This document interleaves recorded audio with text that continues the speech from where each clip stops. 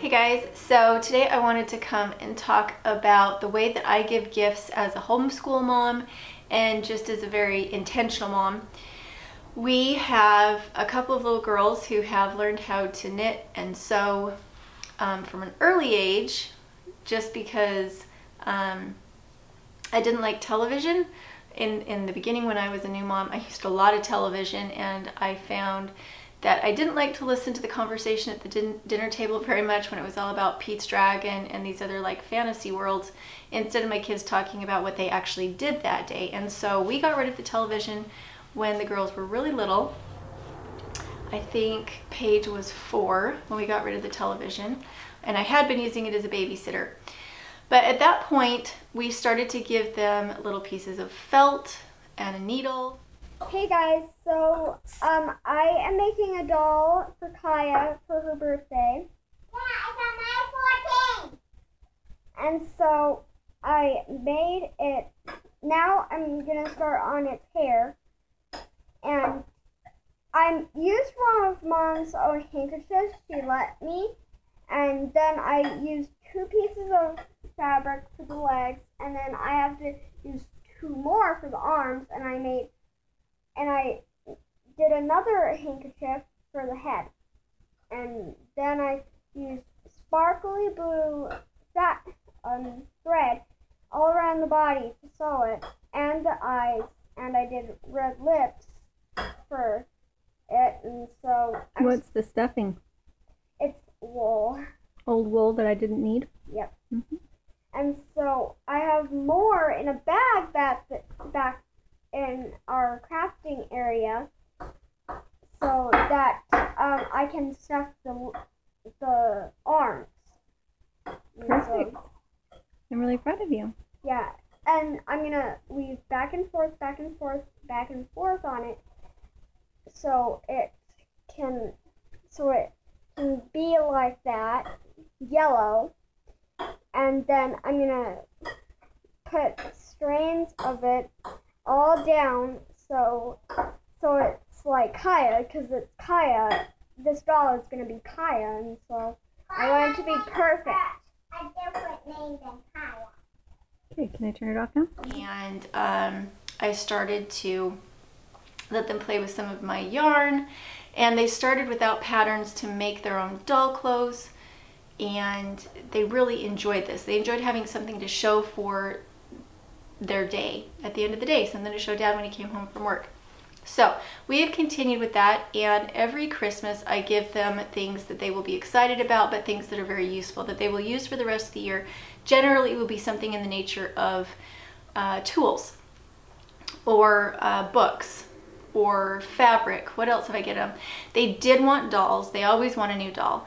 So what we do is we buy them a new doll, and then I buy them patterns off of Etsy for those dolls, whether it be a knitting pattern or a sewing pattern. I want them to be able to learn something from their experience with their doll, rather than having it be something that they play with and then kind of ignore without being able to progress with the toy. So the sum total, the total cost of our Christmas for the girls this year was $60.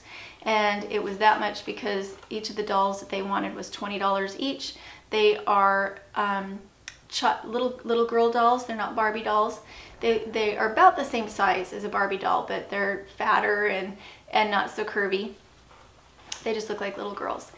And we have found patterns. Last year we did the same thing. She wanted the exact same kind of doll, and we had bought a pattern, and she has done so much with that doll and those patterns this year that we wanted to do it again. So we got them each a doll.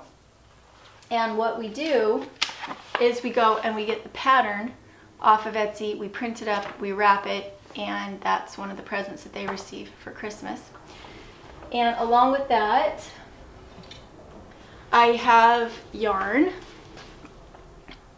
that I have knit up, or yarn that I've spun up that is quite fine. A lot of times you want yarn for doll clothes to be quite fine.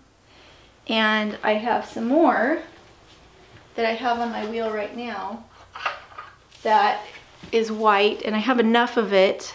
that I can take and make very small little hanks and individually dye it. We have some new organic dyes that we're going to be putting into the Etsy store, and I feel much more comfortable about doing small batch dyeing, where I might do a little bit of dyeing every day when it's this green dye. Regular wool dye, conventional wool dye, is quite toxic, and you don't want to be using it in a closed space. So usually I would be doing big vats when I had all the doors and windows open for ventilation. I'd have the girls upstairs away from what I was doing.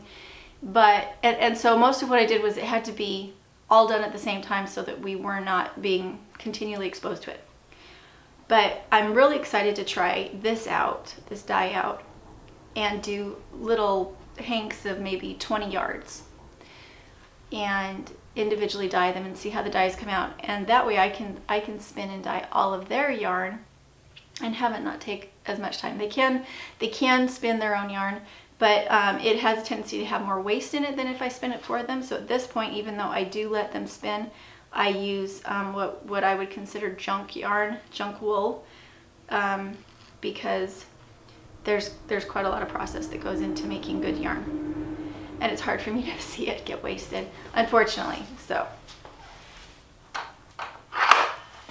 the other thing that I'm doing is I am taking this old sheet, and I can use my dyes to dye the sheet and with different colors, so that I can take this one and turn a square of it into black. I can turn a square of it into blue. I can turn a square of it into green, and see how those colors turn out. It would be better if it was white. Definitely would be better if it's white. But I do believe that they have an actual color puller that you can use. I don't know if you can use it in the kind of washing machine that we have, so I'll have to see about that. But this particular sheet has a tear in the middle. It's just worn all the way through. We've had these sheets for so long. Yeah, there's a bare spot. There's a bare spot right here, so I'm not taking good sheets. I'm taking old sheets, and these are sateen, so they're good fabric. And what I'm going to do is I'm going to unstitch them. I'm going to save the elastic for them so that they can use the elastic in their patterns, and then I'm going to rip it into squares that are the appropriate size for the patterns they're making. What I have found with homeschool sewing is that kids who are given this big old bolt of fabric don't know how to use it efficiently. They'll cut a small piece out of the middle instead of taking the piece out of the corner where there's very little waste. And so this time around, I've learned from my mistakes. Instead of just giving them a big piece of fabric, I'm going to cut it into the size that would be an efficient size for making doll clothes. And last year I let them have a little bit more free will in how they were doing their patterns.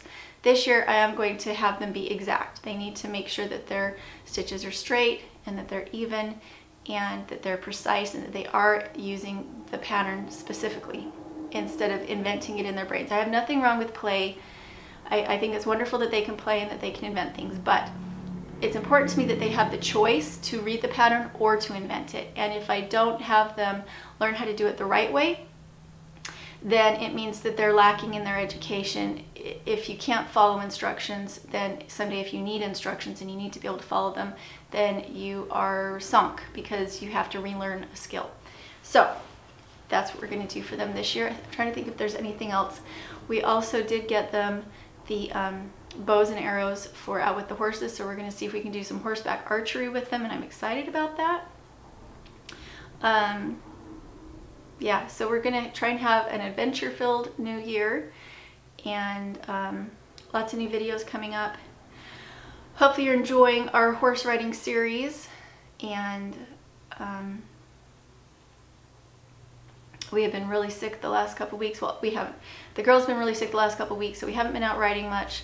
And now I'm sick, so that's why you hear a little bit of that in the back of my throat. We have the new dyes coming. We have the spinning wheels. We have the combs over on our Etsy store. Also, we have Catherine's soap. She's over at Little Bits of Heaven Homestead, so go check her out. And I hope you have a wonderful Merry Christmas and a Happy New Year, and we'll talk to you later.